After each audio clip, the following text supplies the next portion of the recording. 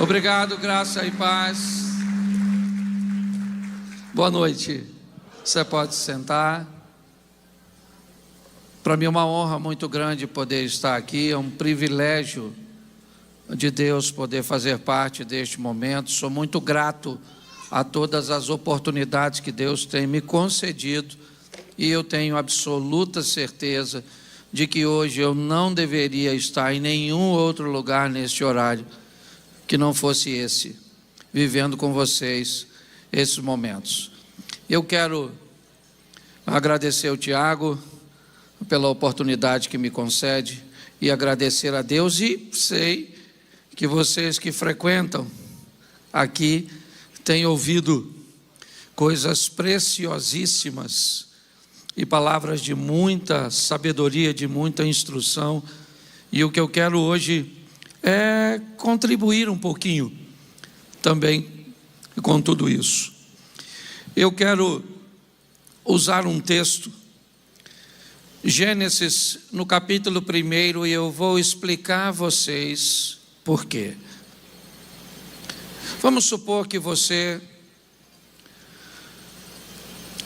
tem um filho e planeja que esse filho se dê bem.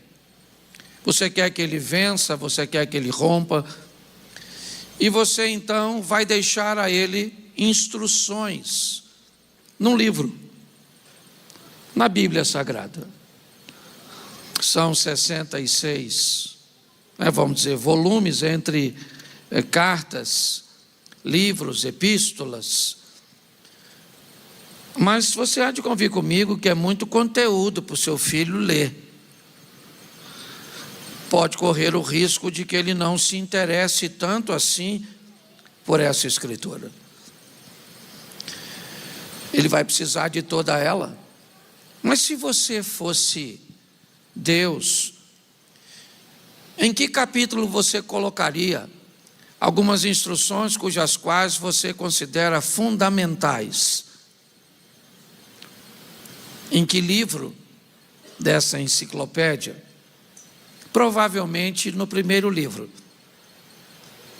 Para que você tivesse certeza que ele não desanimasse, provavelmente no primeiro capítulo, que aí fica fácil. Se o menino ler pelo menos o primeiro capítulo, você já teria mais ou menos a garantia de que nele ele encontraria os requisitos. E eu não estou menosprezando o restante do conteúdo bíblico, até porque a Bíblia é algo fenomenal, mas eu quero fazer algumas reflexões com vocês sobre Gênesis capítulo 1. É só isso que nós vamos olhar hoje, tá certo? Mas é importante nós entendermos algo. Inteligência é a capacidade que o indivíduo tem de aprender. Numa pesquisa feita em 2001 por uma universidade americana, o Brasil, entre 65 nações, a pesquisa tinha a ver com coeficiente de inteligência. O Brasil ocupou o 59º lugar. Ou seja, de 65 países, nós ficamos em 59. O que indica que boa parte das coisas que a gente fala com as pessoas, elas sequer são capazes de entender. Esse dia eu fui pesquisar isso, falei, eu vou postar algo na internet só para eu dar uma olhadinha se isso procede. E aí eu coloquei lá, se você frequenta um ambiente onde algumas pessoas são desagradáveis, e às vezes, certo? Você brinca chamando esse comportamento de palhaçada e dizendo, não gosto de conviver com fulano porque ele é um palhaço. Antes de reclamar do outro, pergunte, por que é que você continua indo ao circo? E postei. Aí uma moça respondeu, ué, eu não sabia que ir ao circo era pecado. Aí eu descobri que a pesquisa estava valendo. Então a capacidade de aprendizado é algo importantíssimo. Então inteligência é a capacidade que você tem de aprender. Cultura é a quantidade de dados que você tem armazenado. Quanto mais informação você tem, mais culto você é considerado. Mas o que é sabedoria de fato? Segundo a Bíblia. O que é que a rainha de Candace, uma rainha que vai visitar o sábio Salomão, observa? Ela não está impressionada com riqueza, porque riqueza por riqueza, ela também é rica. Então o que ela vai avaliar não é o conteúdo, não são os bens do Salomão. O que encanta esta mulher, esta rainha, que alguns dizem até que se tornou uma esposa futura de Salomão.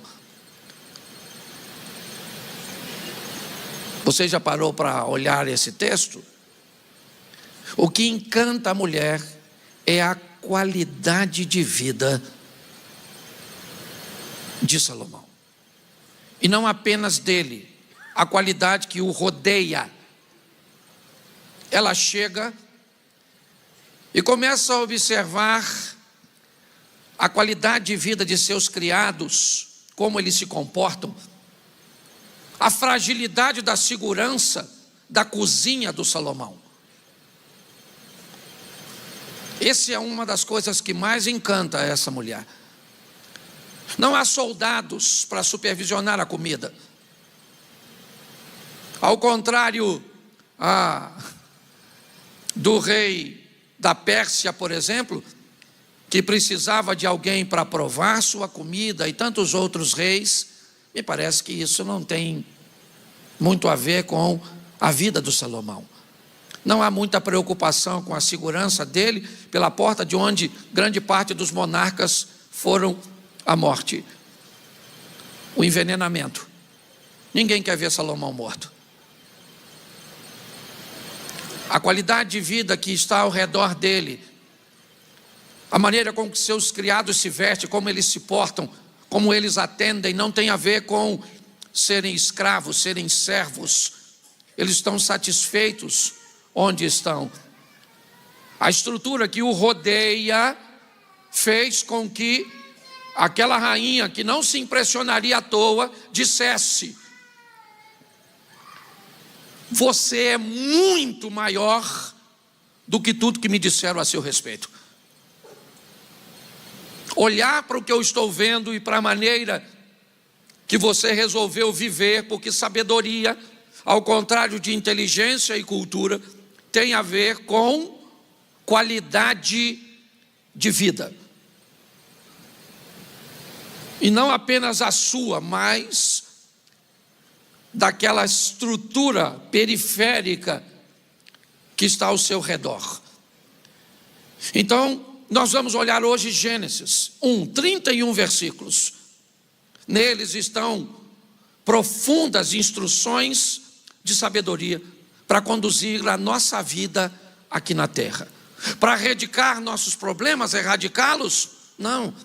João 16, 33, disse que no mundo nós teríamos aflições. Então não dá para desaparecer com elas. Não tente uma vida perfeita, porque não vai rolar. O máximo que você consegue é uma vida suave. Perfeita não. E diga-se de passagem, os solteiros têm mais sucesso. Tá certo? Os casados já se dispuseram. Porque a Bíblia diz que o ferro com ferro se afia. Para você ter noção, eu vim com minha esposa, até falei, né? Que eu vim com minha esposa, vim de carro, de São Paulo para cá, dirigindo 5 horas, porque eu precisava fazer, na verdade, é o meu escritório de reuniões com minha esposa, o meu carro. Tá certo? De viagens um pouquinho mais longas, por quê? Porque não vai bater. Certo? Você precisa entender uma coisa. Quando Deus coloca, deixa eu abrir um parênteses aqui, já eu volto.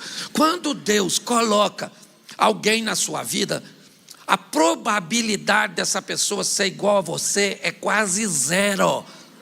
Porque a proposta de Deus é formar equipe, e equipe é formada por pessoas com características diferentes, que trabalham no mesmo propósito em comum. Então, se você se casa com alguém igual a você, você continua sozinho. E Deus disse: não é bom que o homem esteja só. Então pare de ser narcisista e queira que o outro se molde você. O outro tem que ser diferente. Gostar de coisas que você não gosta, para equilibrar o jogo. Tá certo? É assim que funciona. Então, você precisa aprender. Todas as vezes que você encontra alguém educado e fácil de viver, você tem paz, mas não tem crescimento. Gente boa de viver tranquilo, educadinha, certinha, que não gera conflito. É um ambiente de paz sensacional, mas de zero de crescimento. Todas as vezes que você encontra gente mal educada, ranzinza, ruim de lidar, você pode ter certeza que a sua vida vai ser uma guerra. Você vai querer: não vou para perto dessa pessoa. Não vou, por quê? Porque ela me estica. Essa pessoa me estressa. Eu era pequenininho quando eu cheguei perto dela. Hoje estou maior que Golias. Porque pessoas difíceis, elas trazem mas trazem guerra. Pessoas fáceis trazem paz, mas zero de crescimento. Por isso que você casou com essa pessoa. Porque a proposta é que ela te faça crescer. Você fala: pastor, já estou gigante nesse negócio. E isso é legal. Então, voltando aqui, o carro é esse ambiente. Por quê? Porque eu com minha mulher é ferro com ferro. Então a gente bate numa pauta que ela vê de um jeito, eu enxergo de outro, e ela quer provar que eu estou errado, certo? E eu não consigo fazer o contrário, certo? Esse dia eu estava num evento, o cara falou: pastor, se você levantar e sua esposa falar assim: meu amor, você está certo em tudo, o que você faz? Eu falo: eu acordo, porque eu devo estar sonhando. Isso não vai acontecer nunca.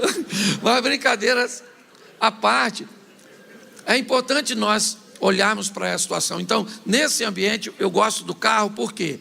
Porque a gente fica bravo com o que o outro disse, mas não tem rota de fuga.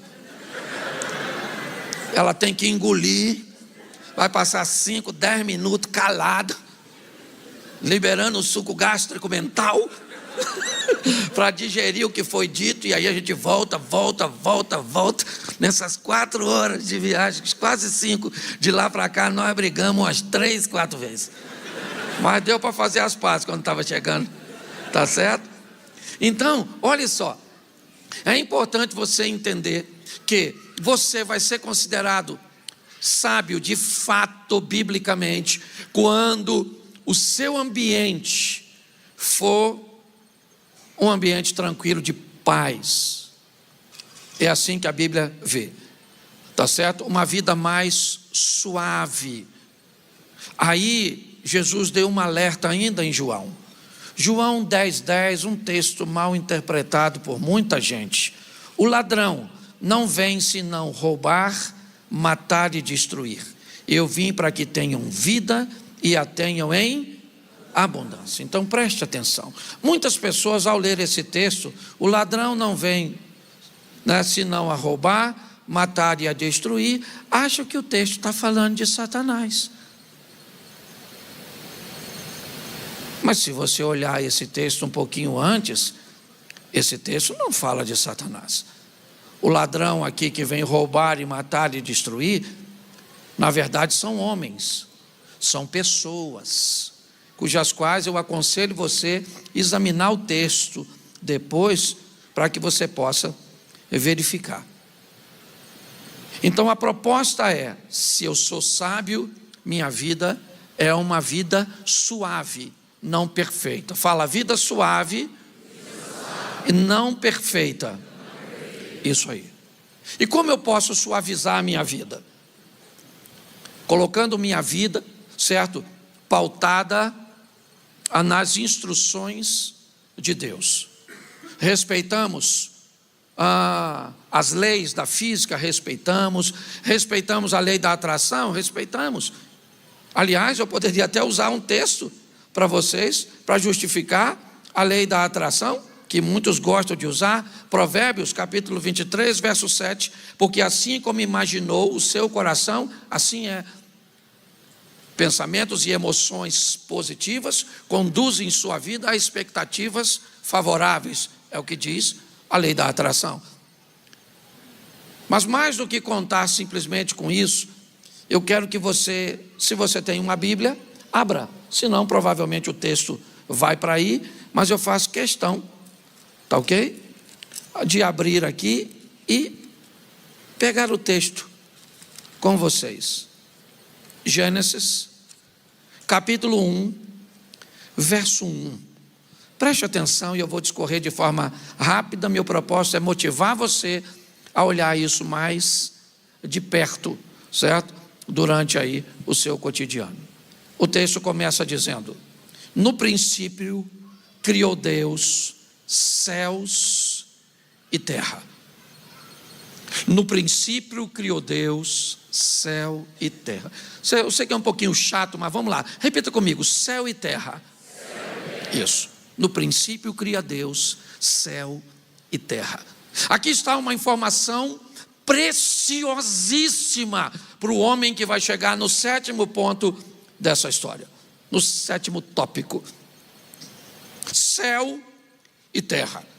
Aqui está a direção de como o ser humano precisa enxergar a vida.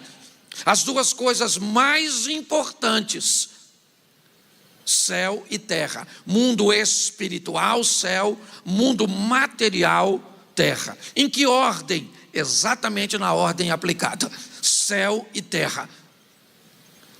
Não está apenas aí, vamos lá. Buscai primeiro o reino de Deus e a sua justiça, e todas estas coisas vos serão acrescentadas. Não são todas as coisas, cuidado com a maneira que se lê, ok? Quer ser sábio, leia direito. Senão você lê: buscai primeiro o reino de Deus e a sua justiça, e todas as coisas. Que as coisas? Não, todas estas coisas que está sendo falado antes do texto ser exposto, certo? Que vão ser acrescentadas, e não todas, mas aquelas relacionadas às temáticas anteriores, ok? Vamos lá: não ajuntai tesouro simplesmente na terra, onde ladrão, traça e ferrugem pode consumir, mas ajuntai tesouro no céu, onde ladrão, traça e ferrugem não pode consumir. Esse texto também não banaliza o mundo material, ok? As coisas que traça, ferrugem e ladrão, simplesmente está colocando em ordem e não banalizando. Está estabelecendo prioridade. Vamos lá: que adianta o homem ganhar o mundo inteiro e perder a sua? Preste atenção, todos os textos que citei falam a mesma coisa: a prioridade do mundo espiritual sobre o mundo material. Não negligencia a importância dele, coloca simplesmente todas as coisas nos seus devidos lugares. Mundo material vem depois do espiritual, certo? Por quê? Porque é ele que te traz plenitude, satisfação, tá certo? Hoje eu posso frequentar ambientes, desde as comunidades carentes até os alfaviles, desde as pessoas anônimas até prefeitos, governadores, artistas, jogadores de futebol, que relatam suas intimidades. Hoje eu converso com a mulher do gari, mas também converso com a mulher do bilionário, e posso enxergar, certo? Que há muita diferença quando o assunto é monetário, mas a diferença é quase nenhuma quando o mundo espiritual é negligenciado. Então é importante nós entendermos isso. O mundo espiritual vem primeiro. Eu preciso descobrir como ele funciona. Eu preciso olhar de uma forma que venha me desvendar, para que eu entenda de verdade como isso funciona, certo? E eu coloque numa escala correta, porque se eu não souber colocar, necessita de médicos sãos, e se os doentes, o que a Bíblia está me dizendo com isso, que se eu tenho uma dor, eu devo fazer o quê? Procurar um médico, porque quem precisa de médico são pessoas que estão doentes. Então, quando eu começo a entender como as coisas funcionam, eu suavizo minha vida. Eu faço com que a minha vida seja mais suave. Hoje, mais de 95% de problemas que eu saio para resolver não são meus. São problemas de outras pessoas. Porque eu aprendi a aplicar na minha... Não tenho vida fácil, não tenho os meus problemas, tenho problema com meus filhos, com os meus netos, com uma igreja que pastoreio, certo? E com ministério e com tantas outras coisas. Mas aprendi a ter uma vida suave, entendendo isso. Então, mundo espiritual vem primeiro, mundo material depois. Posso ouvir um amém? Amém. Segunda coisa, vamos aqui, rapidinho. O texto diz assim, no verso 3. E disse Deus, haja luz, e houve luz. Nós temos duas coisas nesse texto. O primeiro é Deus chamando à existência algo que não existe, como se já existisse. Se eu quero viver bem neste mundo, reconhecendo o mundo espiritual, eu vou precisar de uma coisa indispensável para o mundo espiritual: fé. Isso até o mundo secular já sabia disso, até Gilberto Gil já falava sobre isso. Anda com a fé, eu vou, que a fé não costuma falhar. Eu acho até Deus tentando se comunicar, certo? Através da música popular brasileira. Você vai precisar de fé, certo? Sem fé é impossível agradar a Deus. Então, se você vai viver nesse mundo, você precisa ter fé, principalmente em duas pessoas. Primeira, quem? Deus. Segunda, você. Você precisa acreditar em você. Você acredita em você? Olhar para você mesmo e falar, eu acredito em você. Olhar para o espelho e dizer, você é uma pessoa inteligente. Você é fera. Eu acredito em você. Vai, garoto. Vai, menina. Você merece viver o sensacional, o extraordinário. Hoje, o que eu encontro de gente que não acredita em si mesmo, e às vezes é difícil. Fase da vida, quer ver? Vou te falar uma coisa. Deus vai conversar com o Gideão. Não sei se eu vou usar texto que às vezes você não tem contato. Eu não gosto dos textos mais fáceis, que aí as pessoas sabem. Que às vezes a gente cita umas pessoas na nossa pregação, que a pessoa... Quem é esse maluco aí? Está onde? Esse dia, o cara, no meio da pregação, ele citou Mefibosete. Eu estava do lado aqui e falei, sabe quem é, mano? O cara da minha esquerda falou, conheço não. Eu falei, e tu, brother? Não faço a mínima ideia. Eu falei, o cara saiu sem entender nada. Então tem um cara na Bíblia que Deus está querendo que ele faça algo grande. O nome desse cara é Gideão. E Deus vai conversar com o Gideão, que está num período da vida dele muito ruinzinho. Sabe aquele período que está tudo dando errado? Ele está chateadinho, uma crise que dura 7 anos. E ele estava batido, assim, tristinho. Aí Deus mandou um anjo e falou, e aí, Gide, beleza? Ele falou, o negócio está bravo aqui, estamos sendo atacados pela turma aí, o negócio está difícil. Ele disse, então, rapaz, vai nessa força. Ele falou, que força? Minha força já acabou 6 anos atrás. A chapa está quente, maluco. E o anjo falou, pois é, irmão, faz igual o carioca, se cair, cai atirando. Mas vamos embora. Não entrega os pontos. Entendeu? Vamos embora, vamos para cima. Ele falou, não, o anjo está conversando com o cara. E o cara falou, vai rolar não. A vida está muito difícil. E o anjo falou, você pode, Deus mandou falar. Porque às vezes Deus tem que convencer você. Porque trabalhar com você está difícil. Deus tenta fazer e você sabotar. Então, agora, pastor, como é que eu tenho fé? Lendo a Bíblia, sim ou não? Orando, sim ou não? Mas também parando de ver esses programas de televisão. Lendo essas matérias ruins. Parando de escutar e saindo desses grupos que vai levar você, ó. Ah, eu vim pro destino, seu destino. Fogo, leva uma roupa fresquinha, que lá tá quente. Cuidado que você pode estar rindo de você, é ou não é? Então você tem que ter, vocês gostam da bagunça, né? Mas vamos lá. Certo? Nesse mesmo texto, disse Deus, haja o quê? Isso, qual é a primeira coisa que Deus vai criar? Luz. Sim ou não? Qual é a mensagem bíblica? Não faça nada no escuro. Ah, meu casamento não dá certo. Pode olhar. Casou no escuro. Meu negócio faliu. Montou um negócio no escuro. Ah, essa amizade me deu problema.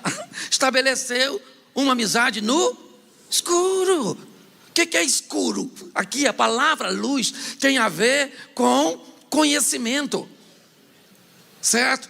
Então ilumine antes de fazer as coisas. Vai casar? Quem aqui é solteiro, levanta a mão. Todos os solteiros. Você vem num lugar especial hoje. Se você errar... Aliás, eu vou ler um texto aqui que eu gosto muito, falando de conhecimento. Oséias, coloca aí na sua Bíblia. Oséias 4:6. O meu povo foi destruído porque lhe faltou conhecimento. E o texto continua dizendo, porque tu rejeitaste o conhecimento. Presta atenção, o texto não está dizendo que o povo estava cometendo erro porque lhe faltava simplesmente conhecimento. O texto está dizendo que o povo tinha o conhecimento, mas que optou por não utilizá-lo. E aí se lascou. Então você vai fazer qualquer coisa, está lá na Bíblia, quer fazer, bota a luz nesse troço. Quer arrumar um casamento? Beleza, tem que casar mesmo, meu filho. Tem gente que vem nesse mundo para a carreira solo. Então, pelo amor de Deus, nem casa para não atrapalhar os outros. Não quer dizer onde vai, quanto custou, não quer dar satisfação da sua vida, não gosta de nada, não gosta de compartilhar, não gosta de deitar na mesma cama, tem problema com luz, com escuridão, tem essas palhaçadas todas, televisão no quarto, essas coisas todas. Não casa. Pastor, mas eu tenho que fazer sexo. Nós casamos e não fazemos. Continua solteiro, que pelo menos não aplaude não. Não aplaude não. Estou falando troço ruim e vocês aplaudindo? Que coisa é essa? Então, conhecimento. Tudo que você for fazer, antes de fazer, coloque luz, ilumine. Vai fazer parte de uma comunidade de fé? Ilumina antes. Vai olhar princípios, valores, dá uma olhada em tudo isso. Vai arrumar uma pessoa? Vai lá. Quer arrumar alguém, você que está solteiro? Eu falo muito disso, o que você faz? Pega alguém, gostou, procura um ex da pessoa, vai para a pesquisa de campo. Namorou fulano? Acabou por quê? Abre o jogo aí que eu tô pegando agora. Mas estou querendo informações. Melhor do que aprender com seus erros é com os outros. Vai na casa dos parentes, pega aquela idosa, vovó, que deixa escapar informações preciosas e pergunta a respeito da pessoa. Eu estou brincando, mas é só para você entender isso, para ficar fácil. Tudo que você for fazer, coloca a luz primeiro, porque aí a probabilidade. Pastor, olha, posso falar a verdade para o senhor? Eu ainda estou aprendendo sobre o mundo espiritual. E sabe o que aconteceu? Eu me converti e parece que depois que eu me converti as coisas pioraram. Claro! Quando você se converteu, você acendeu uma luz na sua vida. Quando você acendeu essa luz provocou uma reação que faz aparecer tudo aquilo que nunca deveria estar na sua vida. Então você começa a ter problema com um, com o outro, problema com isso, aquilo. O que é isso? É essa luz denunciando que aquilo não é mais para você. Pode ter sido um dia, mas agora você vive com novidade de vida. Então você se prepara, você está entendendo? Para lidar com essas coisas. Vai fazer alguma coisa, precisa de um sócio, luz no miserável. Padre, o negócio está feio. E depois, se virou crente, costuma botar a culpa em Satanás. Tem gente que só entra para a igreja para arrumar um culpado. Agora você não tem mais problema nenhum no seu casamento, é o diabo que está furioso, o diabo. O diabo mandou a crise para sua empresa, para o seu negócio, o diabo. Tem gente que eu conheço gente que o diabo não ousaria caminhar com essas pessoas. Eu conheço gente que está com um nome tão ruim que Satanás. Se o diabo mandar o demônio, ele diz: pô, maluco, vou não. Essa pessoa não tem nem seguidor. Tá certo? Mas é importante lidarmos com isso com maturidade. Coloque luz. Quanto mais luz você coloca,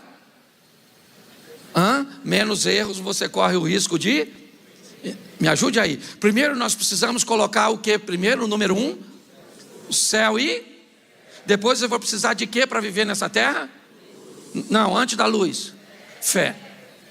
Então, céu primeiro, terra depois, mundo material primeiro, espiritual, mundo espiritual primeiro, material depois. Vou precisar de fé e agora eu vou precisar de luz. Próximo passo. A terra sem forma e vazia. O Espírito de Deus se movia sobre a face das águas. Deus chama a existência a luz aparece, mas agora, ainda em Gênesis 1, o ambiente é instável, só tem água. Então agora, como uma erupção vulcânica, certo? A terra, ou seja, aquilo firme, sólido no meio do insólido, começa a aparecer. Note bem, a firmeza está surgindo da instabilidade, porque Deus vai construir. E a Bíblia diz assim, Mateus 7:24: todo, pois, aqueles que escuta as minhas palavras e as praticas, vou compará-lo a um homem prudente que construiu sua casa sobre a rocha. Desceu a chuva, os rios, assopraram os ventos, bateram contra aquela casa e ela não caiu porque estava edificada na rocha. O texto vai continuar dizendo que o homem insensato construiu uma casa na areia. Veio então os rios, os ventos, as correntes, bateram contra aquela casa. Preste atenção que a pessoa que construiu a estrutura sólida recebe os mesmos efeitos daquele que não construiu. Não há nenhum privilégio para quem obedece. Não. O privilégio está no resultado. O que ataca o que não obedece é o mesmo que ataca o que obedece. É importante entendermos isso. Se você criar expectativas de que o que vem contra o obediente não deveria vir só porque ele obedece, provavelmente você vai se decepcionar. O que você deveria saber é: se você vive debaixo de obediência, os seus resultados mediante as pressões causadas, o que destruiria outros, não destrói você. O que acabaria com o relacionamento de outros, não acaba com o seu, por causa da estrutura que você estabeleceu. Então a próxima instrução aqui é: vá construir alguma coisa, coloque fé, construa na luz, em ambientes firmes, fortes. Observe primeiro, o que sustenta um prédio não é o que está visível, é o invisível, certo? E aquilo que dá sustentação, que vai segurar. Hoje muitas pessoas constroem, coisas importantíssimas em ambientes insólidos, instáveis, e quando vê, estava até indo bem, nossa, mas de repente as coisas mudaram. Olhe bem, isso é bíblico e está só no capítulo 1, porque a ordem é essa. Começa a observar. Tem fé, sabe que pode fazer, acredita em si mesmo, acredita em Deus, colocou conhecimento, estabeleceu um ambiente firme, sólido. O próximo passo, Gênesis, ainda no capítulo 1, no verso 11: e disse Deus, eu vou ler 3 versículos. O 11, o 21 e o 24. Preste atenção. 11. Produza a terra erva verde, erva que dê semente, árvore frutífera que dê frutos segundo a sua espécie, cuja semente está nela sobre a terra. E assim foi. Verso 21. Deus criou as baleias, todo réptil e toda alma vivente nas águas em abundante, e ela produzia conforme a sua espécie.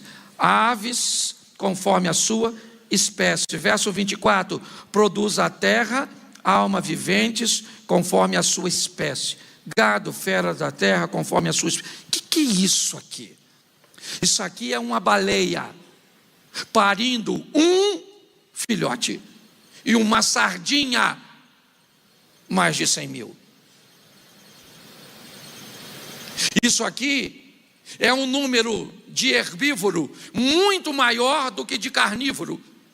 Só no Serengeti 1.200.000 gnus, sem falar zebras, girafas, certo, búfalos. O que eles comem? Erva, mato. Para algumas centenas de carnívoros, chitas, mabecos, leões, hienas. O que é isso? Por que é que as coisas funcionam assim? Porque segundo a instrução bíblica de sabedoria, vá viver nessa terra, aprenda a viver usando o sistema de sustentabilidade, algo que por si só se sustente. É isso que Deus fez. Se você deixar o sistema parado, ele se recompõe. Basta deixar um casal. Quer acabar com o sistema? Acabe com o casal. É só isso. Isso é uma questão lógica. Eu quero acabar com a humanidade. Pronto, acabe com o casal. Desconstrua essa ideia. Isso em qualquer ambiente. Quer reintegrar? No norte dos Estados Unidos, o lobo, tá bom. Você viu o que aconteceu? Remover o lobo. O que aconteceu? Acabou a água. Ué, mas o que a água tem a ver com o lobo? Vai dar uma olhada. Se mexeu, vai gerar problema. Sustentabilidade. Quem constrói uma vida sustentável vive uma vida mais suave. Algo que foi criado para se manter. É assim que funciona. Vamos aqui? Verso de número 16, ainda no capítulo 1. E fez Deus 2 grandes luminares, o luminar maior para governar o dia, o luminar menor para governar a noite, e fez as estrelas. Quem lembra da história do José do Egito aqui? Levante a mão. Isso. Tem alguém que não sabe? Levante a mão. Não sei a história do José do Egito. Legal. Isso aí. Pastor, você tem tempo para contar? Não. Está lá no Gênesis. Ou então vai assistir a novelinha da Record. Também dá para aprender alguma coisa. Tá certo? Mas escute o que eu vou lhe dizer agora. Esse José do Egito, que a maioria aqui conhece, ele teve um sonho, sim ou não? Ele sonhou com o quê? Ele sonhou com o sol e a lua. Ele sonha com os molhos que ficam diante dele, e os 2 sonhos significam a mesma coisa. Ele sonha com o sol e o texto diz que Deus fez 2 grandes luminares. Um sol para fazer o quê? Para governar a lua, para governar e fez as estrelas. 2 aços de governo e um de direção. As estrelas estão nos céus. Hoje não precisamos basicamente delas por causa dos instrumentos, mas antigamente elas davam a É assim que funciona. O texto está aqui, ó. Agora presta atenção. Eu já tenho fé, coloquei luz, estabeleci um ambiente sólido, criei um ambiente de sustentabilidade, mas agora eu vou aprender sobre governo. Tem um astro maior para governar o dia, que é mais fácil se perder quando as coisas estão boas e favoráveis, principalmente quando o assunto são questões espirituais, do que se perder quando está escuro. Olha só, eu tenho que aprender a governar a minha vida. Quando eu tiver com dinheiro, emagreci, coloquei um silicone, estou andando num carrão, estou morando bem, posso fazer isso, posso fazer aquilo. Eu tenho que governar. Tenho que aprender a governar quando a doença chegou, quando a crise chegou no casamento, quando os filhos estão apresentando problema, quando a empresa está em eminência de quebrar. O que o texto está dizendo, aconteça o que acontecer, é dia ou noite, bem ou mal, eu não posso perder o governo, porque se eu perder o governo, eu estou perdido. E tem que ter direção. Observe a história do José. Sonhou com sol e lua, porque isso dizia que ele seria governador. Mas para chegar até lá, ele precisou das estrelas, o que representa as estrelas no caminho dele, a direção. Precisou entender, não deixar seu coração azedar quando foi perseguido e vendido pelos próprios irmãos, os que deveriam protegê-los. Aprendeu a lidar com recursos na casa de um homem rico. Aprendeu a se desviar de uma mulher, certo, que vinha a oferecer o prazer para ele.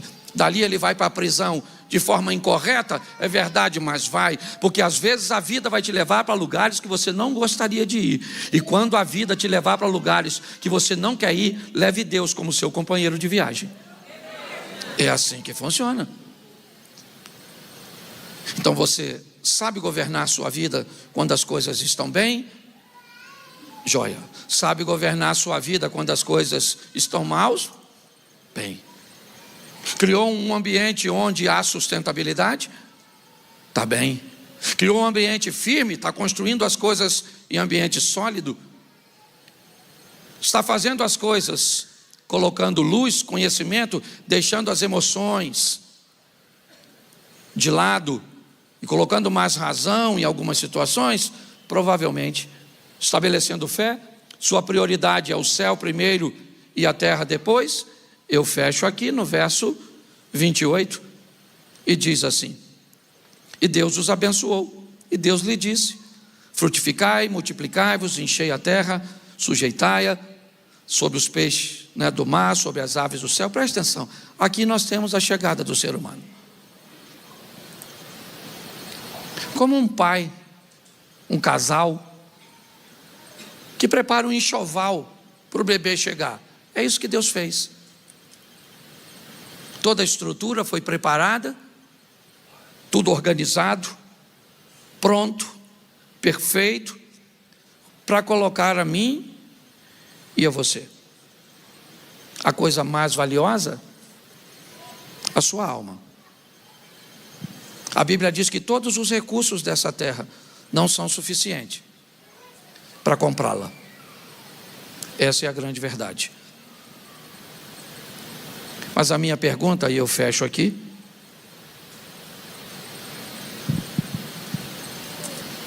Lucas, capítulo 16, verso 19, eu acho que é isso. E eu quero só que vocês pensem sobre esse texto com muita sabedoria.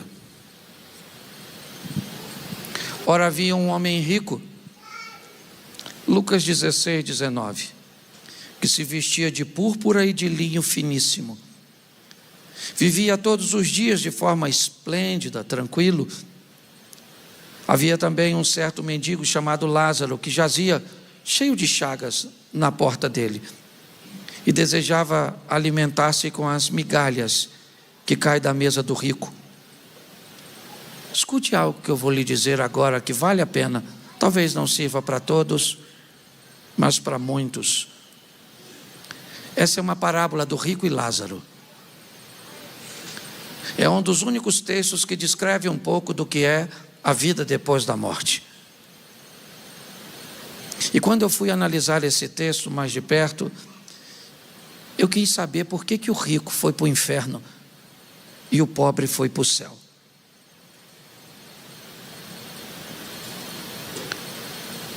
O texto não diz que o cara ganhou dinheiro de forma ilícita. texto, esse cara me parece que foi um cara bom, vivia todos os dias da sua vida, entendeu sobre sustentabilidade, sobre coisas firmes, sobre coisas feitas às claras. Por que é que esse mendigo estava na porta dele? Será que esse mendigo gostava de trabalhar? Será que essa doença foi provocada por ele, ou será que ela...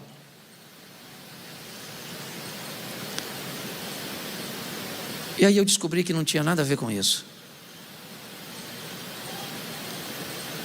Eu descobri que o rico só foi para o inferno porque foi indiferente à realidade de seu próximo. Foi só isso. O próximo queria uma migalha. Sabe o que é uma migalha? Uma migalha é algo que não representa nada para quem tem, mas que faz toda a diferença para quem não. E aí eu descobri que a sabedoria me remete ao propósito daquilo que eu tenho e não o que eu tenho. O propósito daquilo que eu faço e não o que eu faço. Essa não é uma história... Aliás, Jesus não usou em nenhuma outra parábola um nome próprio, a não ser aqui. O que provavelmente indica que o Lázaro aqui existia. E não era o Lázaro de Betânia, não, irmão de Maria e Marta. Mas há uma mensagem muito poderosa que eu gostaria de colocar na sua cabeça para você pensar. O que a dor dos outros causa em você? Se não causa nada, reveja a sua fé.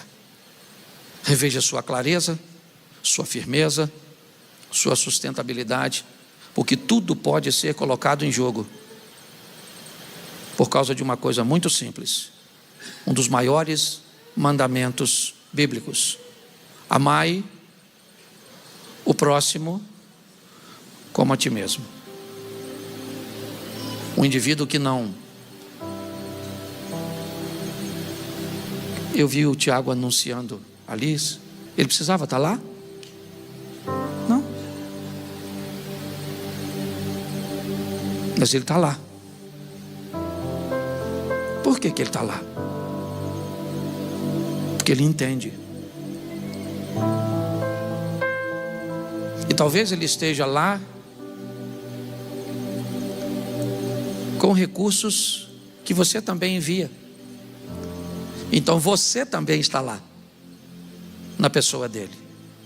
No mundo físico você não está lá, mas no espiritual você está. Aprenda o mais rápido possível a diferença de amar e de gostar. Aprenda o mais rápido possível que tem pessoas que não devem ter acesso à sua vida, mas podem ser amadas por você.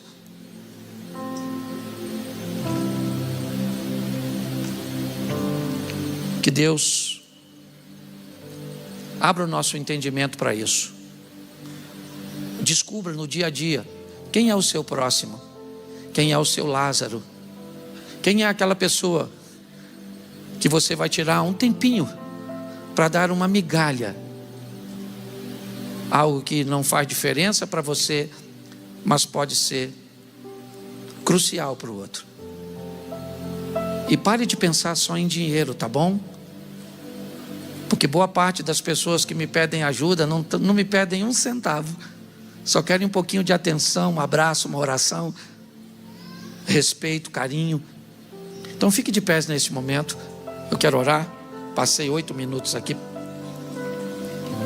Feche seus olhos. Feche seus olhos. Senhor nosso Deus e Pai soberano, o Senhor busca todos os dias, pois o Senhor disse que todos os dias estaria conosco. Então todos os dias o Senhor nos dá a oportunidade de crescermos, ora economicamente, ora intelectualmente, ora emocionalmente, dependendo das oportunidades que chegam todos os dias para nós. Elas vêm para nos impulsionar, para crescermos. Mas sabemos que o Senhor também tem um adversário, e esse inimigo também nos ataca por sermos teus filhos, mas temos os teus anjos a nos guardar. Mas ajuda-nos, ó Deus, a entendermos a importância do próximo, a importância do propósito pelo qual nós fazemos, em nome de Jesus. Muito obrigado por aquilo que o Senhor está fazendo neste lugar. Guarda o teu filho que deixou seus negócios, sua família, está tão longe, porque sabe o valor de alguém que não pode devolver para ele o que ele está fazendo, a não ser num sorriso, a não ser numa frase: isso mudou minha vida.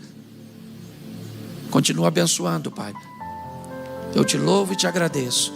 Abençoa cada lar aqui representado, a cada família, os casados que sejam casados para sempre. Eu quero repreender divórcio, adultério, pornografia, pedofilia, violência doméstica, toda imoralidade sexual, falência financeira. Queremos lares sarados, lares curados, lares cheios do teu Espírito. Abençoe os solteiros, que eles estejam só, mas sejam inteiros, por isso são solteiros. Não precisam de complemento, querem suplementos.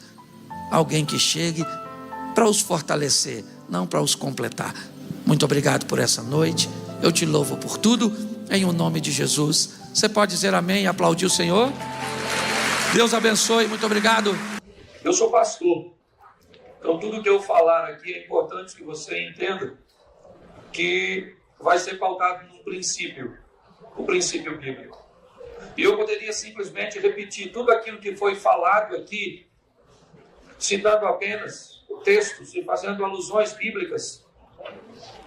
E na verdade tudo aquilo que foi falado e toda motivação que foi exposta aqui é um conteúdo bíblico. Eu sou filho de uma menina que engravidou com 13 para 14 anos. Ela havia saído do Nordeste, da Paraíba, pararam em Minas Gerais e depois chegou no Rio de Janeiro. Ela se envolveu com um homem casado, que na época tinha 35, 36 anos de idade, e ela 13 para 14. Ela engravidou, e segundo ela, de onde ela veio, ela sequer sabia que uma criança nascia de um relacionamento sexual. Ela não tinha esse conhecimento há 50 e poucos anos atrás. Meu pai depois casou mais 7 vezes. Me deram para 5 famílias diferentes. Eu não tinha um protocolo familiar. Eu não tinha um vocabulário familiar. Eu tive que sobreviver à tentativa de abusos dos meninos mais velhos. Eu tive que sobreviver à escassez de ver os outros meninos terem coisas que eu nunca pude ter na época. Mediante a isso, depois de um tempo, eu descobri que eu era mandado embora das casas por falar demais, por às vezes usar uma expressão que era permitida na casa anterior, mas não fazia protocolo na casa agora que estava me recebendo. Minha mudança era feita numa bicicletinha e numa bolsinha com 4, 5 peças de roupa e um quichute. Depois de muito tempo, eu descobri que uma coisa perigosíssima era falar. Aliás, na maior parte das vezes que eu falei, eu me dei mal. As pessoas me baniram de seu convívio por causa do que eu falava. Então eu descobri que me embotar seria o melhor caminho, que ficar quietinho e que evitar falar, porque isso gerava muito problema. A timidez tomou conta da minha vida e eu praticamente não falava. Não falava de minhas demandas, de minhas questões, de meus traumas. O tempo foi passando, eu fui crescendo. Obviamente tive muita dificuldade para arrumar a primeira namorada. Eu precisava de falar para que isso acontecesse. Se fosse hoje, seria mais fácil. Por detrás de um teclado, pessoas ficam românticas, corajosas. Aliás, hoje você pode marcar um encontro com Brad Pitt. E acabaram se encontrando com Pedro de Lara. Porque na internet você põe a imagem que lhe convém. Certo tempo passou e eu jamais imaginaria que um dia eu estaria trabalhando com comunicação, estaria trabalhando com família, estaria trabalhando com motivação, seria pastor, seria presidente de um conselho de pastores da cidade do Rio de Janeiro.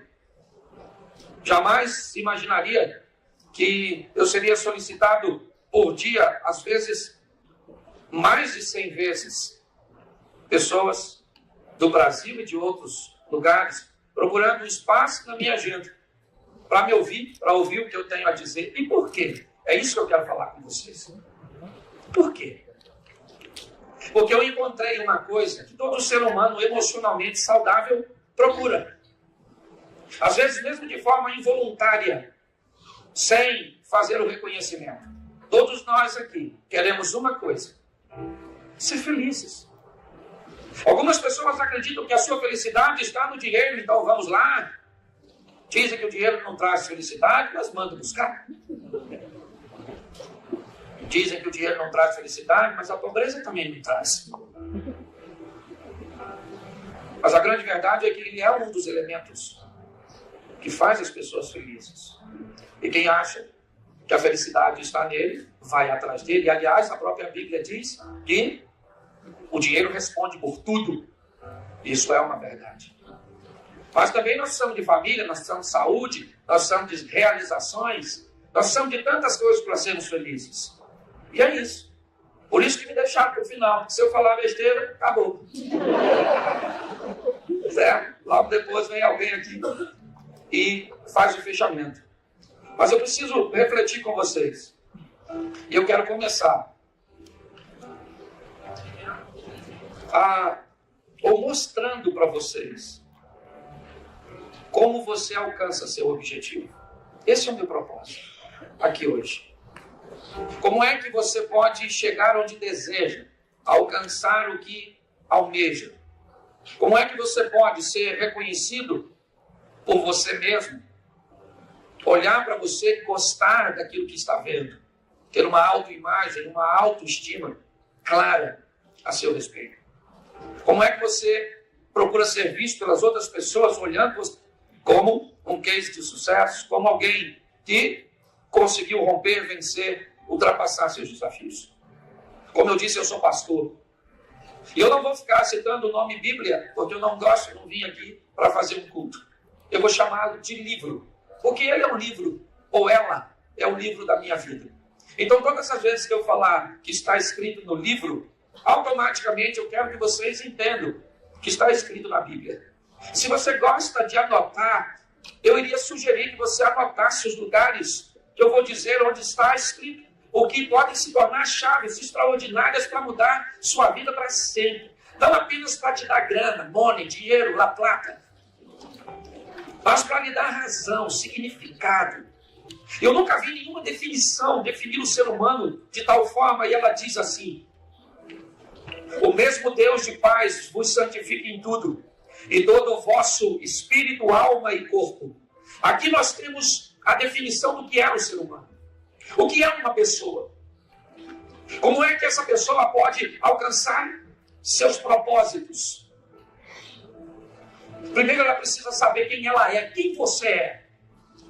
Quem é você? Por que você age, reage? Por que até hoje você frequentou lugares extraordinários, investiu recursos, proveu-se de ferramentas, e talvez você nunca alcançou o resultado esperado? Das duas, uma. Ou você pode ter ido a lugares onde as ferramentas não eram boas, e sim um excelente marketing para divulgá-las. Ou talvez você não colocou em uso aquilo que recebeu. Porque muitas pessoas recebem a receita, têm o dinheiro para comprar o remédio, mas não fazem o uso adequado da medicação. Elas têm recursos, acabaram obtendo em suas mãos aquilo que poderia curá-las, sará-las, restaurá-las, mas provavelmente interromperam ou sequer iniciaram o processo de cura. É importante você saber que pessoas têm corpo. E corpo tem necessidade de corpo. Pessoas têm alma. E alma tem necessidade de alma. Não se dá coisas do corpo para a alma e não se dá coisas de alma para corpo. Pessoas têm espírito. E não se dá coisas do espírito ou que alimenta, que cuida. É como o seu carro. Para ele funcionar, basicamente, você tem que oferecer a ele 3 fluidos. Esqueça de colocar óleo e coloque bastante combustível e água. E você vai ver o que vai acontecer com o seu motor. Coloque combustível e óleo. Esqueça de colocar água e você vai ver o que vai acontecer com o seu motor. Coloque água e óleo e esqueça de colocar combustível e você vai ver o que vai acontecer com o seu motor. Ou seja, para que meu carro funcione, eu tenho que ficar atento principalmente aos 3 fluidos. As luzes irão acender, dizendo que há necessidade de água, porque se não houver arrefecimento, já o meu motor funde. Vai necessitar de óleo, porque se não tiver lubrificação, já o atrito vai danificar e vai estourar tudo. Se não houver combustível, por mais ignição que se estabeleça, o motor não anda. Pessoas, às vezes, investem muito no corpo, mas esquecem de investir na alma, e aí sua vida não funciona. Pessoas, às vezes, investem muito em espiritualidade, mas esquecem de investir no corpo e na alma. Então eu preciso que você entenda que se nós somos compostos dessa trindade, talvez esteja aí uma das semelhanças que temos com o Criador.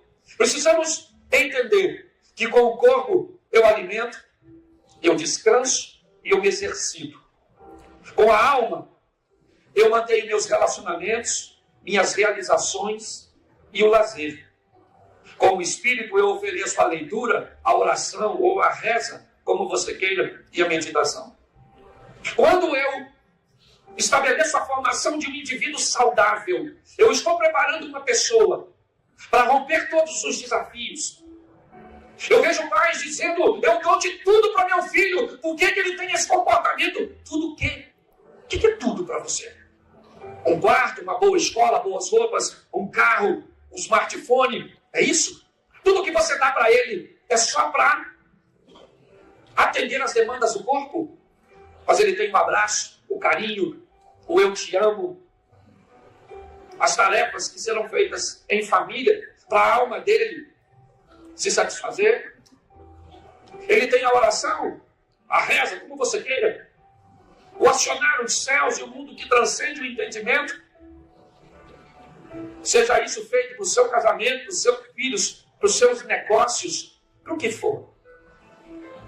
Hoje eu vejo pessoas caminhando muito bem em apenas uma dessas áreas. Ou são espirituais demais, mas sofrem com demandas do corpo, da necessidade, do dinheiro, das coisas, dos bens materiais. Vejo pessoas muito bem na área dos bens, ganham milhões. Eu frequento hoje lares, desde das comunidades carentes até os alfaviles.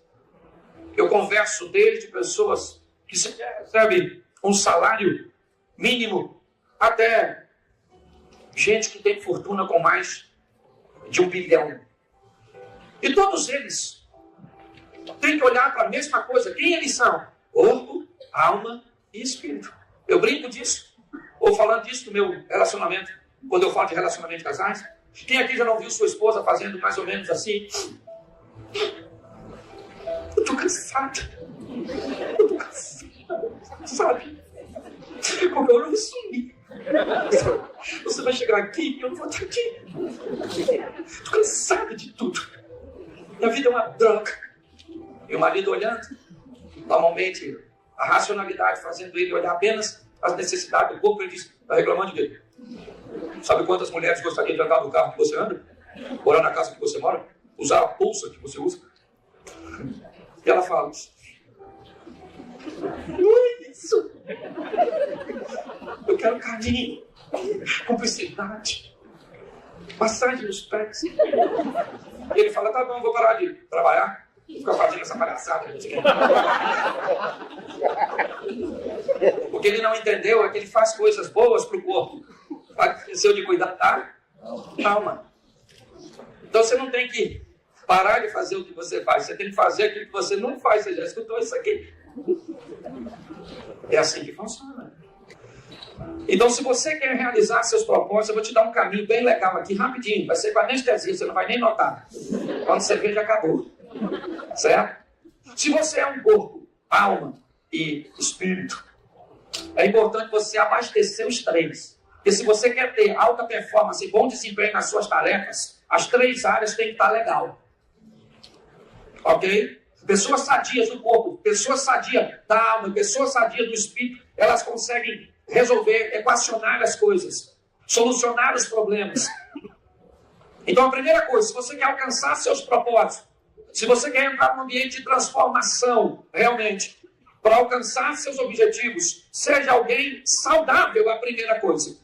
Segundo, lá no livro, também tem um livro de um indivíduo chamado Jó, que é conhecido como o cara da paciência. E tem um textozinho no capítulo 42, verso 2, que eu uso praticamente o tempo inteiro. Ele diz assim: bem sei que tudo podes, e que nenhum dos teus planos podem ser frustrados. Eu descobri aqui que Deus é todo poderoso, mas faz planos. Ele traça um caminho.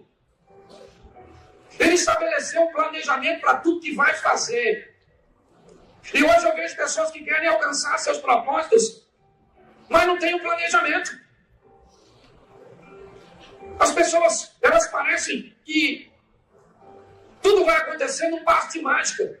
Então não vem fazer treinamento, procura o gênio da lâmpada. Esfrega e pede. Se você quer realizar, meu filho, isso vai envolver trabalho, dedicação, aprendizado. Você vai ter que ser. Quem aqui já apertou um parafuso com a faca? Levanta a mão. Só tem louco. Faca é para apertar parafuso? E por que você fez isso? Porque era a ferramenta que você tinha? A mão. Foi feito com a precisão necessária, sim ou não? Não. Provavelmente você acabou causando danos na ponta da faca e na cabeça do parafuso. E provavelmente gastou mais esforços do que dever. Então, ferramentas certas podem ser extraordinárias, só precisam ser usadas. Mas qual é o planejamento que você tem para isso? Tem uma história de um rei que eu gosto muito também no livro. Ele faz algumas perguntas de outra forma, mas a primeira: onde eu estou? Onde eu estou? Por quê? Porque quando eu perguntar para mim mesmo onde eu estou, a segunda pergunta, ela vai surgir. Eu quero estar aqui. É um lugar, eu estou onde eu gostaria de estar. Eu faço o que eu gostaria de fazer. É uma pergunta excelente. Onde é que eu estou? Se eu estou onde eu quero, aprenda a ter satisfação. Esteja satisfeito. Porém, esteja incomodado. Aprenda isso. Eu estou satisfeito de onde eu estou. Eu tenho um nível de satisfação. Mas ainda não é o total. Eu ainda quero mais. Porque todas as vezes que você ouvir alguém dizer para você, fique satisfeito com aquilo que você já tem, é melhor você deixar essa pessoa para trás, porque ela já passou. Está na hora de você ir para a próxima pessoa. Aquela que diz, seja feliz com o que tem, mas fique satisfeito. Ou seja, queira ir para a próxima fase da sua vida, daquilo que Deus tem para você, daquilo que você almeja. Onde eu estou? É onde eu quero estar? Então talvez eu tenha que fazer uma manutenção para continuar ali. Ou então, se eu respondi não, onde eu estou? Eu não estou onde eu quero. Então tá bom. Então vamos fazer a seguinte pergunta, para mim e para você. Por que é que eu estou onde eu não quero? Quem é que me trouxe para cá? Quem me trouxe para esse casamento? Quem me trouxe para essa empresa? Quem me trouxe para essa família? Quem me trouxe para essa sociedade? Por que é que eu estou num lugar que eu não quero estar? Quem foi que me conduziu até ali? Foi Deus. Vamos botar as coisas no mundo espiritual. Não, quem foi? Foi o Satanás, o diabo. Quem foi? Foi o governo. Quem foi? Foi meus pais. Não, querido. Existe uma parte da sua vida Se você não fizer, ninguém vai fazer. A sua. Ela é sua. Por que é que eu estou onde eu estou? Bom, eu estou onde não quero. Então, beleza. Eu estou onde eu não quero. Então, por que é que eu estou aqui? O que foi que me trouxe para cá? Você não consegue responder nem isso. Como é que você estabelece planos para sair? Talvez o que você tem feito é buscar uma adaptação para estar onde não quer. Não busque se adaptar para estar onde você não quer. Aprenda a descobrir por que é que você está vivendo uma vida que não quer viver. Beleza? Eu já tenho 2 perguntas respondidas. Onde eu estou? Bom, eu estou aqui. É o lugar que eu quero estar? Não. Por que é que eu estou aqui? Bom, eu estou aqui. O texto que eu usei do livro, ele diz porque nós fizemos coisas erradas. A geração que veio antes de nós. Hoje pessoas vivem desníveis e sempre viveram. Alguém compra carro mais cedo que o outro. Alguém estuda num colégio melhor do que o outro. Alguém faz coisas que parecem que há uma injustiça no mundo. E o que as pessoas chamam de injustiça são ações que aqueles que vieram antes de nós tomaram. Porque se o meu pai foi mais coerente com a vida, geriu melhor a vida dele, provavelmente ele tornou mais fácil a minha. Se o seu pai cometeu erros, provavelmente ele dificultou mais sua vida. E quando chega agora, parece que é um desnível. Mas não, às vezes o seu avô fez o que o meu não fez. O seu pai fez o que o meu não fez. Então você tem uma vida mais fácil do que a minha. Porque alguém tomou decisões assertivas antes. Mas que dane-se isso. Porque chegou a minha hora de viver. Chegou o meu momento de viver. Então se alguém não fez, eu vou mudar o futuro dos meus filhos, dos meus netos. Porque tem que começar por alguém. Então você precisa entender por que eu estou aqui. Talvez pelo erro dos outros, pela indisciplina dos outros. Mas aí vem a perguntinha, a terceira, para onde eu quero ir? Lembra de Alice no País das Maravilhas? Para quem sabe, ou para quem não sabe para onde quer ir, qualquer caminho serve. Para onde você quer ir? Onde você deseja estar? Onde você se vê daqui a 6 meses, depois de um treinamento como esse, daqui a 1 ano? Não pode ser no mesmo lugar, porque senão não valeu a pena você estar aqui.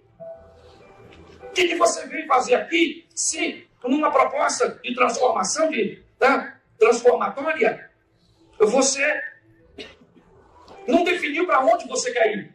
Qual é o seu número hoje? Qual é o número que você deseja encontrar amanhã? O que você faz hoje? É aquilo que você planeja fazer amanhã. Planos. É isso.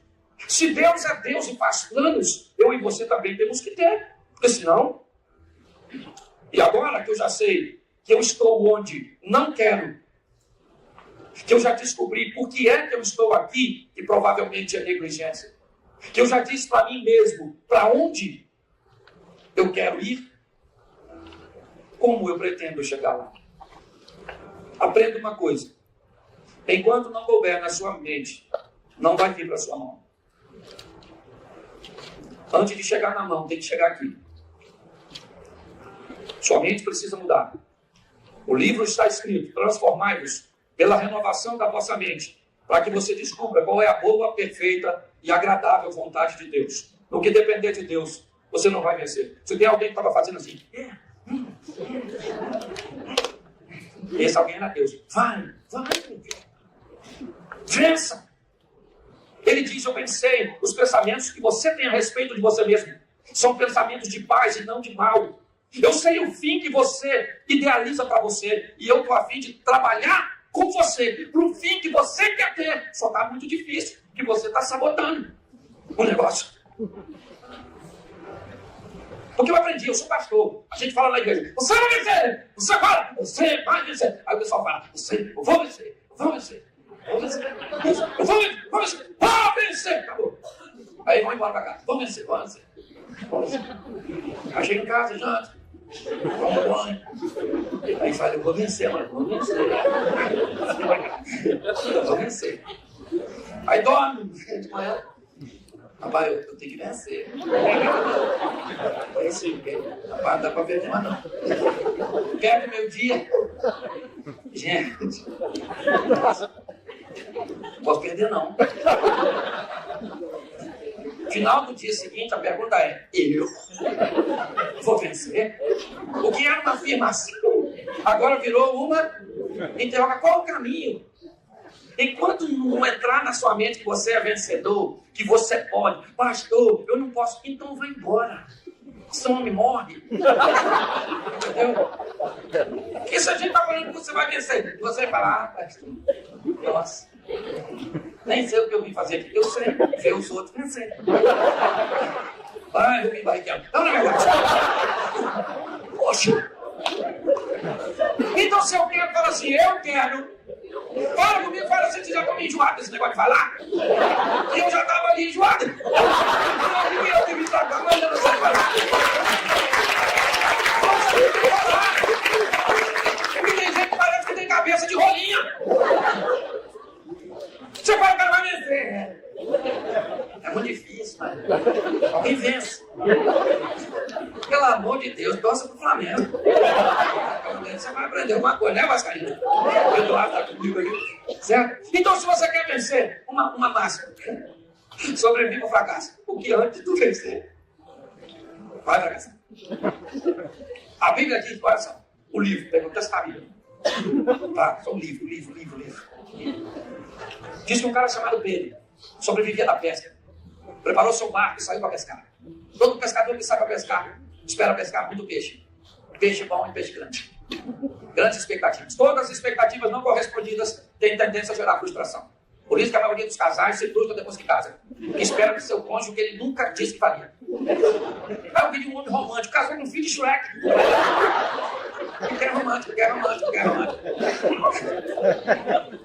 vi de uma mulher que cozinhasse, casasse com a prima da escravizaura. Mas não, casa com uma mulher revolucionária, vai ter que ser astronauta. Depois diz que eu sou engraçado. As pessoas nutrim uma expectativa muito errada.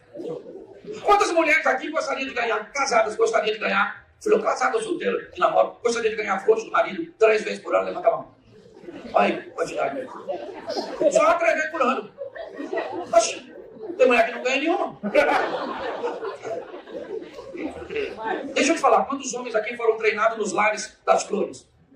Vovô mandando para vovó, titio para titia, papai para mamãe. Você cresceu vendo flores sendo entregues para a mulher? Levanta a mão. Aí tem uns 10 aqui nessa. A turma das flores. E tais cabeças que viram não repetir. Então, pastor, mas eu gostaria que o marido mandasse flores para mim. É simples, ensina. Dá a ferramenta a eles para ele aprender. É disso que nós estamos falando. O que você faz? Pega o celular dele e bota lá, dia 8 de março, Dia Internacional da Mulher. Eu quero flor. A flor é essa. Telefone da floricultura. A menina que atende Isabel. E o preço da flor é tal. 12 de julho, dia do namorado, também quero flor. Agora a floricultura é essa mesmo aqui. Isabel, você fala de novo. E agora a flor é essa. Meu aniversário é esse. Isso. Aí bota para despertar um dia antes e um dia depois nas 3 datas. O que você está fazendo? Educando, me divido. Nunca aprendeu? Você quer que o outro te dê o que ele não tem? É isso que nós estamos fazendo. E aí então coloca lá. Aí toca, dia 7 de março. Floricultura. Floricultura? O que é? 12 de junho. Independência do Brasil. Aí tá lá, dia do mendigo, caralho, dia do namorado, nem lembrava, não. Vou lá ligar pra Isabel. Aí liga Isabel, dia 8 de março. Amanhã é Dia Internacional da Mulher, né? Tem do homem também? Não, né? Pois é. Essas flores aqui, tá? O nome do cartão é esse. Aí o que faz? A flor vai ser entregue em sua casa, querida. Você está ensinando. O que você faz? Prepara um vaso, bota em cima da mesa, bota as flores, prepara uma comidinha, bota uma roupinha de combate, pra guerra, e espera ele chegar. Quando ele chegar, você faz assim, ó. Você lembrou? Você lembrou? Ficou linda, olha. Ficou linda. Coma essa comidinha e depois você vai me comer. Aí, ele come a comida e come assim, ó. No dia seguinte, 9 de março.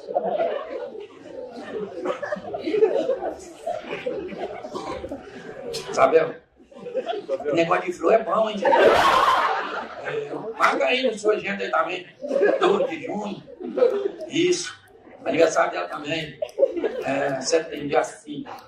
Isso. E bota assim aleatoriamente, mais umas 2 ou 3 vezes. Vou mandar flor. Eu não sabia que flor era bom assim, não. O que é isso? Treinando equipe. É o resultado extraordinário. Hoje, o que eu vejo? Gente, você está rindo de você mesmo. Só para caralho. Presta atenção.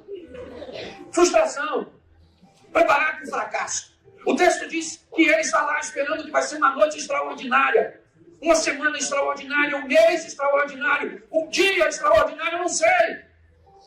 Eu só sei que pela manhã esse camarada chamado Pedro olha para seu barco e o que ele vê é um barco vazio, redes sujas. E agora ele fracassou.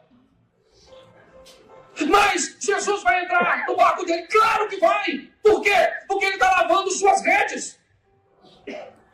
A mensagem que ele está dizendo é: essa noite eu não peguei nada. Foi frustrante, foi decepcionante. O resultado não foi o que eu esperava. Mas eu vou lavar minhas redes, porque na próxima noite eu saio de novo para pescar.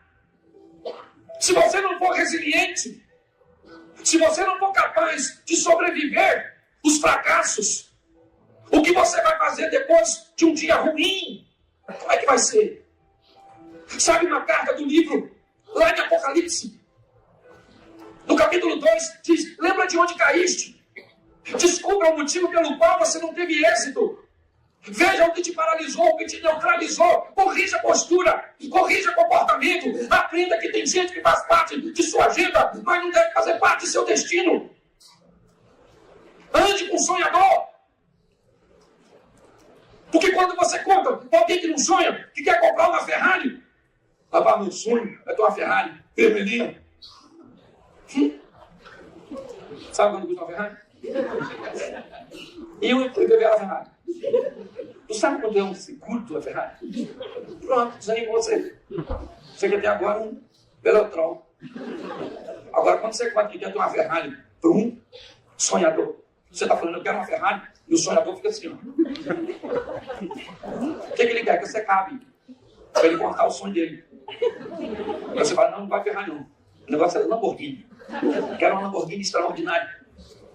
Tu tem que se misturar. Gente, não dá mais tempo para viver com gente ruim. E se tem uma coisa que tem nesse mundo, é gente ruim. Se eu falar para você, tem umas pessoas que eu não recomendo nem pro diabo para levar para o inferno. O diabo fala: recomenda fulano, eu falo: melhor deixar para lá, hein? Você vai causar problema na sua equipe. Então entenda, você quer alcançar seu propósito, também aprenda a estar preparado para o fracasso, gente. Vamos aqui para nós adiantar? Aprenda uma coisa: o possível não é o melhor. Ah, eu faço o possível. Você tem que fazer o melhor. Não o possível, é o melhor. Tudo aquilo, está lá no livro, tudo aquilo que vier à sua mão para fazer, faça conforme toda a sua força, porque depois da sepultura você morrer, não tem mais nada. Ou seja, faça o melhor, não é o possível. Eu subo, você acha que para mim é fácil? Fácil para mim, ela está diante da igreja. Ah, irmãos, falam amém. É o meu ambiente de conforto. Vim para cá depois dessa turma toda que falou, minhas perninhas estavam tremendo aí, ó. Fui no banheiro, 6 vezes depois que eu tô aqui. Nervoso até o talo. Que se dane nervoso, fala pro nervoso, fica quieto aí. Às vezes a gente engana, é assim mesmo. Mas eu venho aqui para fazer o meu melhor, a minha melhor performance. Quantas vezes eu já fui para stand-up? Eu também sou humorista, se você não sabe. Você deve ter pensado: nossa, achei que era só isso que você fazia.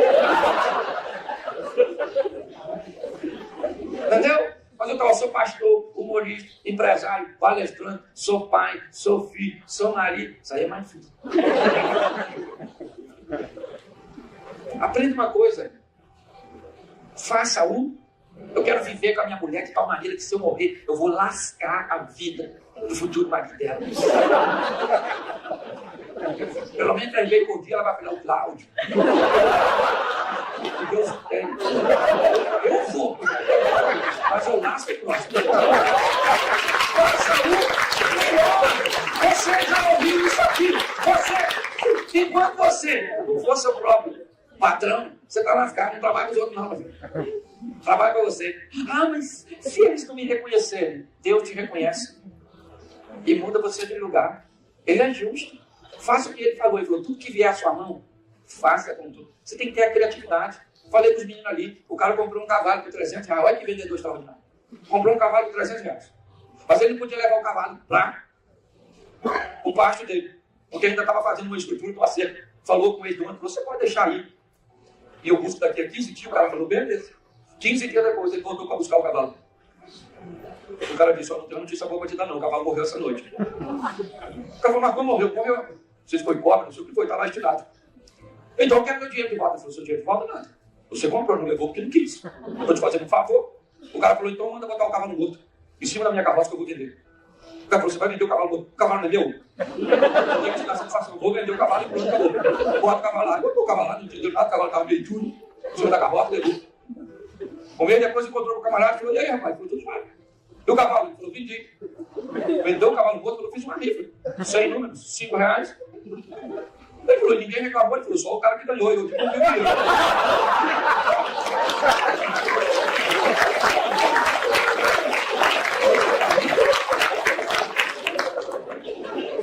É isso. Você achou que era o mais esperto de todos, né? Pois é. Escute só. É importante que você entenda, que você precisa fazer o melhor que você puder. Melhor. Vai falar, seja o melhor para ser soberbo, para ser melhor do que quem? Do que você mesmo. A gente está ouvindo isso o tempo inteiro, né? Seja uma versão melhor de si mesmo. Quem aqui é evangélico, frequenta a igreja evangélica, levanta a mão. Isso aí. Presta atenção. Você conhece bastante pastor, não conhece? Quem é que prega, que você conhece? Fala aí o nome de 3 no Brasil que prega do jeito que eu prego. Pode falar o nome aí agora. Ó, falou um. Fala mais um. Brasil inteiro eu tenho um concorrente até agora. Você consegue entender? Ah, Charles, mas Charles é da luz da vida. O Lucinha lá, outros. Tudo concorrente. David Leonardo. Mas não prega brincando. Não estou falando de pastor, estou falando de humor. Então você vai fazer que ele faça o melhor, seja o melhor marido, o melhor pai, o melhor filho, o melhor colaborador. Você tem que ser bom naquilo que você faz. Bom, bom, bom. Lá no livro está escrito que um cara tem um problema. Ele é o rei. Pronto. Ele tem um problema para resolver. O que ele precisa de um músico. E aparece um indivíduo no cenário bíblico. Sabe por que ele é conhecido? Porque matou um gigante. Por isso. Fala, quem matou o gigante? Davi, mas ninguém sabe que ele era um exímio músico. Um camarada que sabia se comportar em qualquer tipo de ambiente. Quer que eu leia o texto do livro? Eu leio para vocês. Falei para vocês anotarem. Então vamos lá.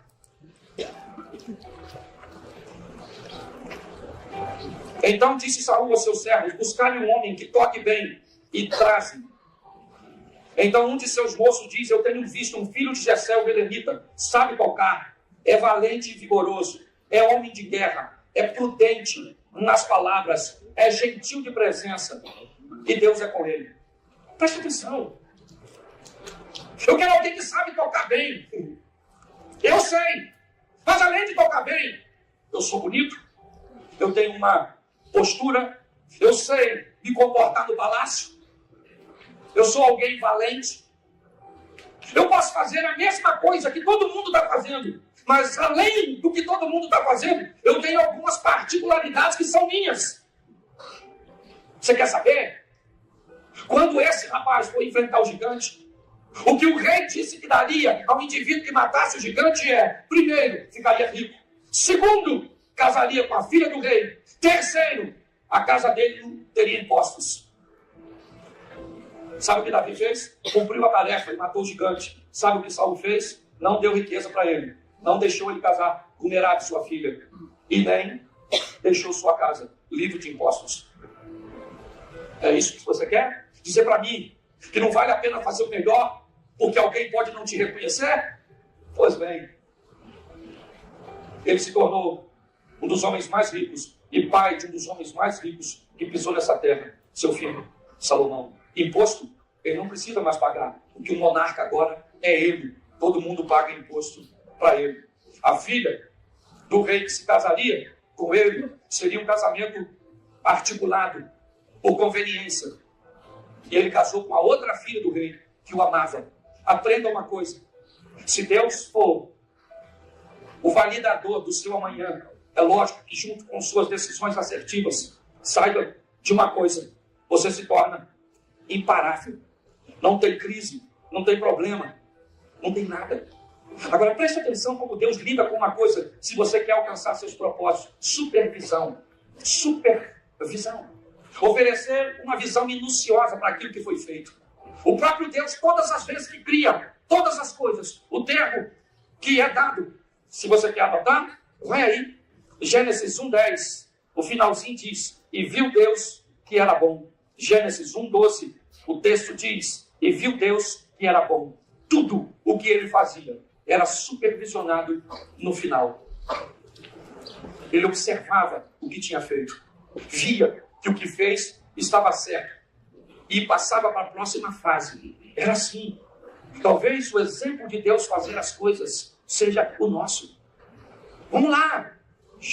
No livro Gênesis 1:1, no princípio, céus e terra. Céu primeiro, terra depois. Logo depois de criar céu e terra, ele traz a luz. Porque o que Deus está dizendo é: nunca faça nada nas escuras. Traga claridade para seus negócios. Traga claridade para os seus relacionamentos. Traga luminosidade, clareza, informações para aquilo que você deseja fazer. Sabe o que ele faz depois? Levanta a terra. Antes de criar qualquer coisa, ele estabelece alicerce, firmeza. Preste atenção. É o Deus criando as coisas, estabelecendo um modelo para mim e para você. Quer ter sucesso e êxito para realizar as coisas? Traga clareza.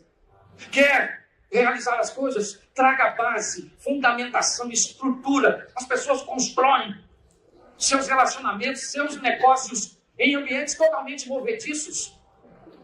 Quando nós olhamos para isso, o que vemos? Pessoas fracassando e buscando culpados por isso. Supervisão. Tem uma história de um diretor de marketing. Nos Estados Unidos é muito comum.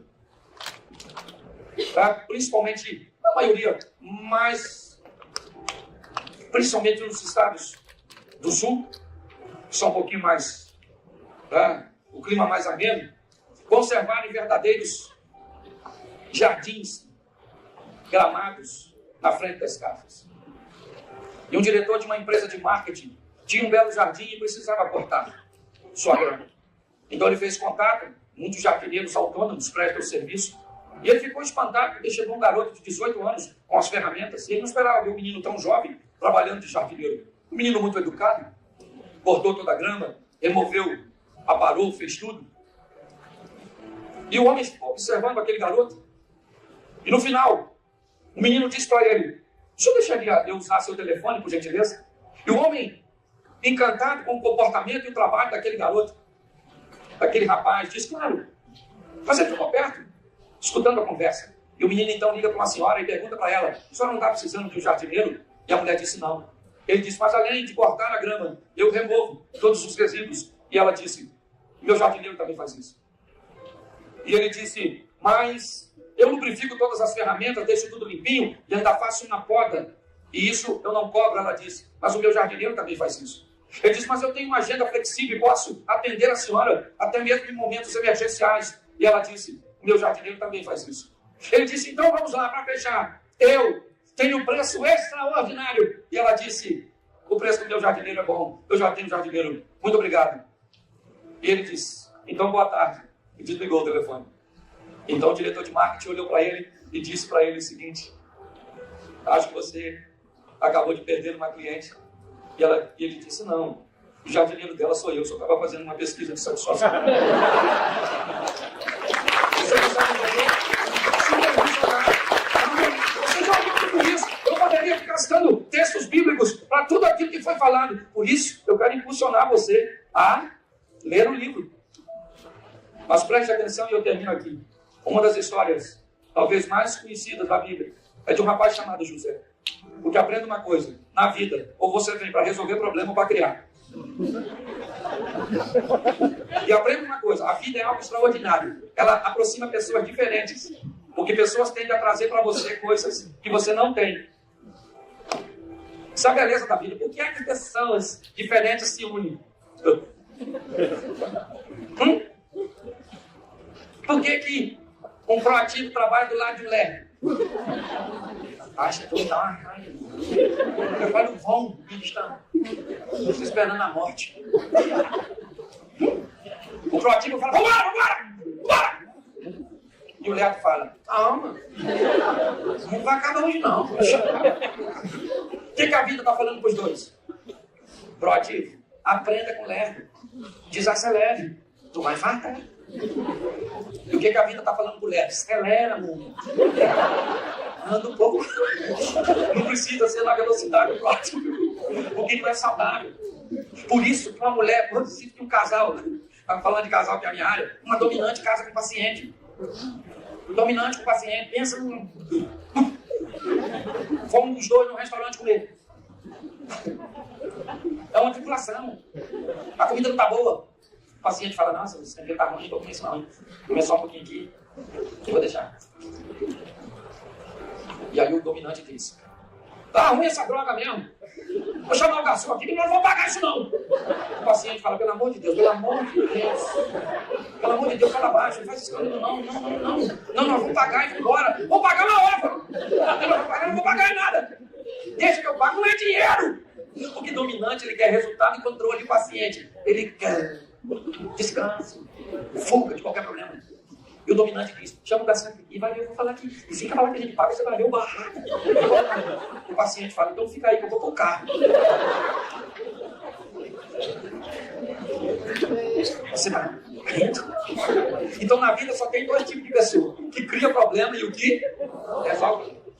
Um problema está para resolver, está lá no livro. Gênesis. Que problema é? O sonho do maluco lá. Um faraó malucão lá, que formou um bagulho. Nosso espírito. Muito engraçado o livro. E aí ninguém interpreta o livro, chamaram o Zé, o cara estava preso. Da prisão para governador, que isso não aconteça no Rio de Janeiro. Olha só que beleza. E lá naquele ambiente, ele é chamado para dar um significado de um sonho. E assim que ele chega. E ele diz, olha, o sonho significa que vai ter muita prosperidade durante um tempo, depois muita escassez. É esse o significado do sonho. É esse o problema que você tem para resolver. Mas não foi isso que fez de José um cara extraordinário. Não foi identificar o problema. Foi trazer solução. A vida dele muda quando ele diz, pega um homem que mude o sistema de plantio, colheita, armazenamento e comércio do Egito. Porque se houver a transformação nessas áreas, você não apenas vai sobreviver à crise, como vai crescer, como nunca cresceu no meio da crise. Arruma um homem, o faraó falou, um homem. Que homem nós estamos vendo aqui? O Zé. Porque presta atenção, tem gente que na empresa às vezes fala assim, eu sei tudo de errado que acontece aqui. Nossa, você sabe tudo. Mas tu não? Tu tem que trazer soluço. É assim que funciona. Está tudo no livro, gente. O pastor só veio aqui mandar a gente ler o livro? Sim. A Bíblia? Não. O livro. O livro. Vocês vão ler o quê? Vai ensinar você a ser marido que você não sabe. Vai ensinar você a ser mulher que não sabe. Vai ensinar você a ser sogra. Aí a oficina foi para vocês entenderem. Vai ensinar você a ser filho, ser pai, a ser companheiro, a trabalhar em equipe. É assim que funciona.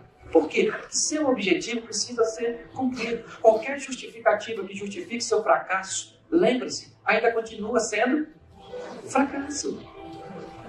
Você tem que vencer. Por quê? Porque você foi criado para vencer. Vencer. Vencer. Você acha que o garoto de Xerém, sabe o que é Xerém? Xerém foi feito no 6º dia, Deus já estava indo embora. Antes de cruzar a porta do quarto dele, ele falou Xerém. Encontrei a felicidade, estou casado, meu pai casou 8 vezes, estou no primeiro casamento ainda. Fiz 30 anos agora, nem sabia que minha mulher ia viver tanto. Uma saúde irritante. Fico feliz, tem 2 filhos, um neto, está chegando uma netinha agora, uma nora, uma igreja, tem amigos. Porque as pessoas gostam de me ouvir, você sabe por quê? Porque eu sou feliz. Milionário? Claro que sou, tenho mais de 1 milhão. Todo mundo que tem mais de 1 milhão é milionário. Agora nós estamos indo para o bilhão. Está longe. Está longe, hein? Mas caminhando. Agora, mais do que resultado, busque aceitação. Entendeu? Vá para o inferno, não. Pô, pastor, não acredito no inferno. Lá não precisa de fé para entrar, não. É a concorrência.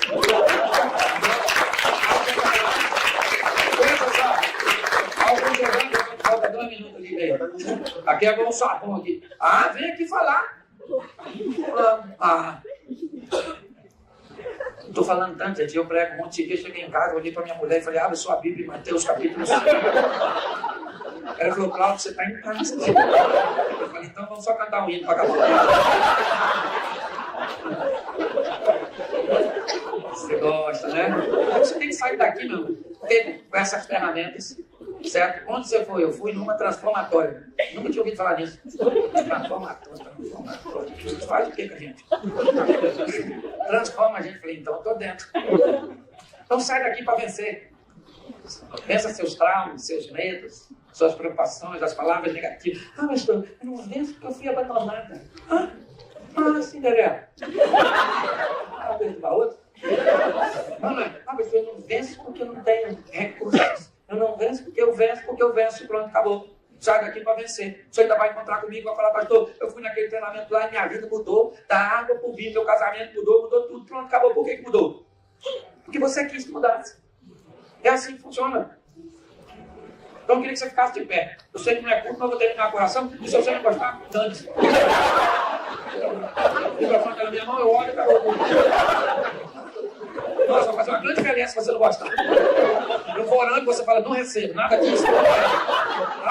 Sai disso. Olha como é que você nem resolveu o seu problema, você está rindo tanto, meu Deus. Que ambiente de felicidade. A pai não vai tirar uma oferta, né, irmão? Vocês gostam da bagunça, né? Feche seus olhos com todo respeito, independente da religião que você professa. Todos nós acreditamos em Deus. Pai, muito obrigado pela oportunidade de fazer parte disso. Quer fazer parte da mudança da história de tantas pessoas. Gente que já tentou tantas vezes e não conseguiu, mas hoje a chave virou. Hoje o ambiente, Pai, está diferente. A tua presença é sentida nesse lugar. Eu quero abençoar cada família, cada lar, as agências que devolvem o colaborador usado, depois de usado, a família, a casa, aquele local onde reabastecemos as nossas baterias. Toma, ó Deus, toda a frustração, toda a tentativa que não deu certo. As redes são lavadas nesta noite, porque nós vamos pescar de novo. Nós não somos aqueles que apenas identificam problemas, nós somos aqueles que trazem a solução. Muito obrigado, Senhor. Quero te agradecer. Tenho aprendido que o crescimento individual é totalmente pertinente, mas o foco sempre é o coletivo. É o reino, o povo, a igreja, as pessoas. Abençoa os nossos irmãos. Eu te agradeço por tudo. E que o livro, fala comigo, o livro. Isso. Faça parte de nossa história. Te damos graças por tudo. Em nome de Jesus. Você pode dizer amém? Amém. Muito obrigado. Deus.